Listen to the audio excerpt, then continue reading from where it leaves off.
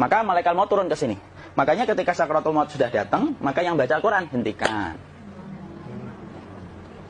Kenapa? Oh, memang gitu ya. Jangan semakin kenceng. Ayo Pak, insya Allah Pak, gitu. Al-Baqarah Pak, Al-Baqarah Pak. Al-Kahfi, Al-Kahfi. Enggak lah. Yang baca Quran berhenti dulu. Kemudian digantikan dengan kita mentalkin. Antum agak ke sana dikit. Masya Allah ya. Orang yang meninggalnya kooperatif ini. maka agak kesini ya.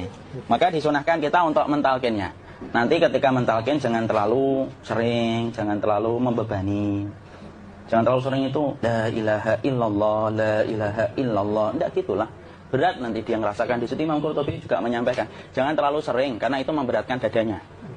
Jadi ketika mentalkin, saya sampaikan, boleh diganti atau enggak Ustaz? Enggak lah, talkin itu ibadah. Ibadah itu tauqifiyah. Tauqifiyah itu enggak usah diganti. Karena Rasulullah mengatakan, lakinu ala mautakum, la ilaha illallah. Talkin orang yang meninggal di antara kalian dengan la ilaha illallah. Enggak usah diganti, Allah Ustaz yang lebih singkat, lebih pendek. Enggak usah. Subhanallah Ustaz, enggak usah. Kenapa? Karena talqin sudah ditetapkan ucapannya oleh Nabi, begitulah kita mencontohnya. Jadi tidak usah diganti. Cara mentalqin, jadi kalau keadaan sudah tenang, tolong kalau sudah sakaratul maut jangan ditinggalkan. Karena sesungguhnya pertempuran setan itu pada detik-detik kematian semacam ini, dan betul-betul berusaha untuk menjadikan dia murtad.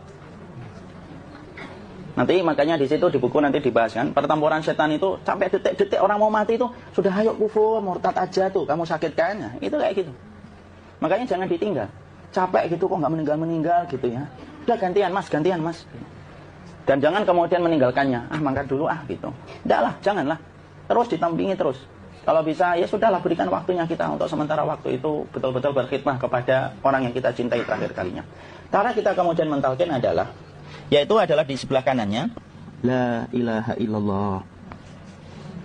Biarkan dia mencerna dulu, tidak usah buru-buru kemudian kita langsung nimpali lagi. Dia mencerna dulu sambil kita doakan, peluk, ya Allah dimudahkan gitu. Kalau ada orang yang bisa ngucapin la ilaha illallah itu siapa yang memberikan itu? Ustaznya memberikan kekuatan Allah Pak. Karena ngomong aduh aja sudah tidak mampu. Makanya Allah berfirman dalam surat Ibrahim, yusabbitullahu alladhina amanu bil qawli tsabit fil hayatid dunya wa fil akhirah. Allah teguhkan perkataan orang yang beriman dalam kehidupan dunia dan akhirat. Dunia itu ya ketika menjelang kematiannya. Makanya dia bisa ngomong la ilaha illallah. Sebenarnya ngomong aduh aja udah gak mampu. Kalau bisa ngomong, dia mesti ngomong aduhnya dulu. Tapi Allah yang menggerakkan. Ngomong la ilaha illallah. Makanya akhiru kalamihi la ilaha illallah dakhalal jannah. Barang siapa akhir kalamnya itu adalah la ilaha illallah, pasti masuk surga.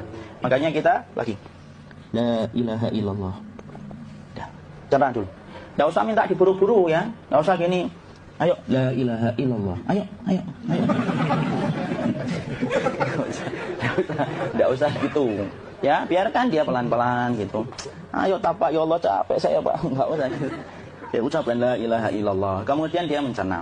Lalu kalau dia sudah mengatakan, untuk mengatakan la ilaha illallah. Nah, kalau sudah mengatakan la ilaha illallah, berarti sudah. Enggak usah ditalkin lagi, enggak usah. Belum meninggal juga sih. Enggak apa-apa, biarin aja. Dia di situ aja. Kecuali dia ngomong lagi dan enggak usah diajak ngomong, alhamdulillah ya Pak, ya Allah gitu.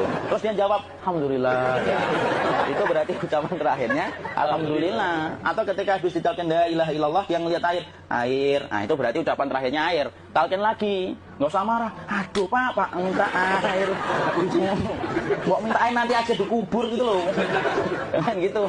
Biarin aja, jangan kemudian setelah la ilaha illallah, La ilaha illallah. terus ayo tutup, awas ya ngomong lagi ya. Nggak usah gitu juga.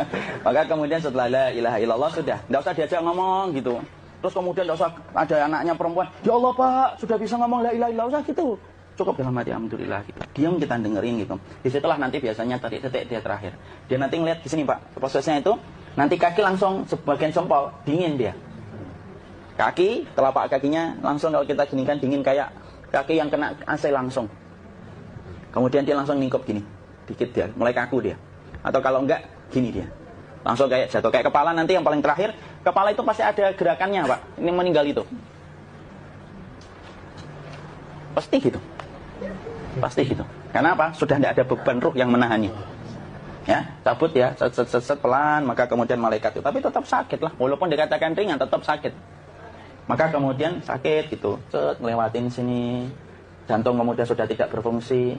Kemudian ginjal Pak, ngelewatin ginjal tidak berfungsi. Bapak bayangkan kan, kalau yang pernah sakit batu ginjal Pak, sepakat nggak kalau kita batu ginjal itu sakitnya luar biasa Pak? Itu baru titik batu kecil di ginjal.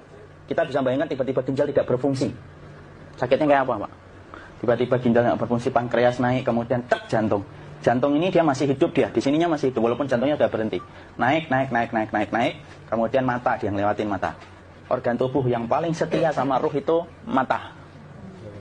Maka kemudian mata dia ngelihat dia, melihat keluarnya, naik dia. Jadi lihat ini sama dia. Makanya Rasulullah mengatakan innar ruha idza qubida tabi'ahul basar. Ruh itu kalau dicabut, mata itu ngikutin kemana perjalanan ruh itu. Makanya ada yang meninggalnya gini. Ya itu bukan tanda su'ul khatimah. Itu tanda fitrahnya mata ngikutin ruh. Atau kemudian bukanya sedikit. Ada yang kayak senyum, Pak. Ada yang kesenian keringetan, nah itu tanda husnul khotimah. Ada yang senyum. Jadi sakitnya setelah selesai itu plong gitu loh. Makanya kemudian ada yang tersenyum. Maka itu tanda. Kalau kita ngelihat orang yang membuka mata kayak gini, tidak usah takut. Cepat-cepat kemudian kita nanti tutup. Biasanya kalau terlalu lama, itulah yang menjadikan ini tidak bisa ditutup. Makanya harus pakai kapas akhirnya. Karena apa? Karena pas meninggal nggak langsung ditutup. Biasanya karena perawat takut, dokternya juga nggak tahu itu, dibiarin itu. Makanya ada beberapa mata yang ditutup pakai tensoplas kan? Sebenarnya kalau langsung bisa nutup dia, fitrahnya nutup mata itu. Jadi kemudian kita baca Allahumma firlahu warhamhu wa'afihi wa'fu'an wa bismillah wassalatu wassalamu ala rasulillah, tutup. Bismillah. Tidak usah takut. Kecuali buka lagi ya, ini baru kita kabur bareng. Kalau buka lagi Pak, insyaallah Pak, ya Allah ya kita kabur bareng-bareng Pak. Diusap Pak, diusap ini. Enggak disenggol gini enggak. Diginikan sudah meninggal dunia. Tangan boleh begini, boleh diluruskan, tidak ada ketentuannya. Boleh gini, boleh kemudian lurus. Tidak usah disalahin kalau ada yang lurus. Lu itu tangannya gimana sih? Posisikan kayak sholat. Tidak ada perintah kayak gitu. Jadi kemudian dikondisikan saja. Terus maka kemudian dipijit-pijit, akiknya dikeluarin, kemudian jamnya dilepas, gigi palsunya dilepas kalau ada. Ya. Kemudian apa setelah itu? Coba buku. Kemudian kalau bisa awal-awal, kemudian taruh buku atau sesuatu yang agak berat di perutnya ketika baru meninggal dunia. Kenapa kemudian ditaruh kayak gini? Bukan apa-apa, supaya membantu sisa-sisa pencernaan dia untuk keluar. Nanti Pak, biasanya kalau kita taruh agak yang berat gini, atau kemudian kita gini-gini kan, ini udah makan belum Akhi? Udah makan belum makan kok udah gede ya? Maka pencet-pencet kayak gini, biasanya nanti ketika dimandikan, nah pas dimandikan diginikan saja.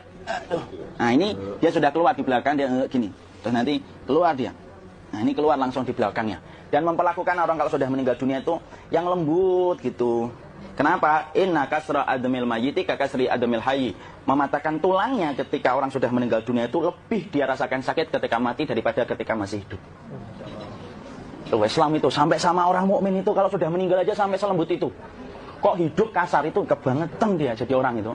Mau sampai orang mati itu kemudian disuruh yang lembut. Kalau ada aib disuruh nutup, tidak boleh diceritain. Misalkan di belakangnya beliau ini ada tompel, gagah-gagah tompelnya gede gitu. Tidak boleh cerita, Masya Allah loh. Sampai segitunya sunnah itu ngajarin kita untuk nutup aib. Kalau ada orang belajar sunnah sukanya buka aib, nyari-nyari kesalahan orang. Sunnah yang mana dia belajar itu saya bingung. Makanya kemudian gini, setelah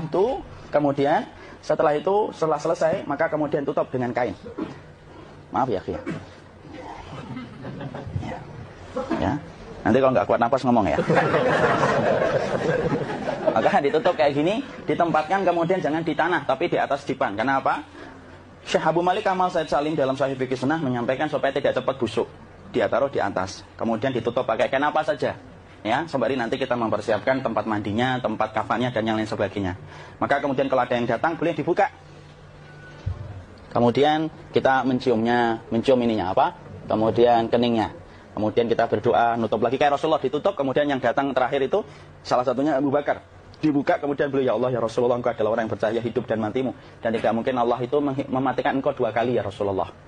Maka kemudian ditutup kembali. Saat itu para sahabat dalam keadaan mendung semuanya. Maka disitulah kita lakukan kayak gini. Ditutup gini saat ya. Kasihan tidak bisa napas, insya Allah tidak butuh napas lagi. Jadi kemudian kita semacam ini kita persiapkan apa yang bisa kita lakukan. Nah itulah proses kematian dari sakit, sakaratul maut sampai kematian.